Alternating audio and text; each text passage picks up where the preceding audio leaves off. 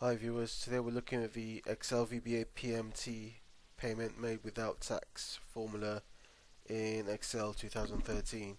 So first of all we need to go to the View tab and record the macro. You can see down here, by the way, I've got from range A2 or cells A2 to E2, I've got my values that need to be calculated, and the value result will be inserted in cell F2. So if I go to the macro section of the View tab in Excel 2013, click on record macro, and if I name this PMT underscore FX function and click on OK and stop recording, then go into the edit bar in the view macros. I'm going to delete the one I originally created, which is the net present value, so I'm going to delete that. Yes, I want to permanently delete that, and then I'm going to go back to view macros and edit the PMT one. So I'm going to paste my code in there. I'm going to comment out all the formula stuff, all the theory stuff with an apostrophe,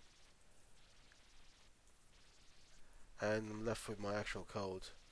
So you can see the name of my code is PMT function, and you can see the statement there. It says range F2 dot formula R1C1, which means in cell F2 insert the following formula after the equals, which is PMT bracket range A2. So the first value of range A2 is my rate.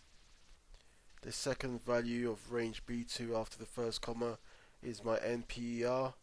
The third value, called range C2 or in cell C2, after the second comma is my present value.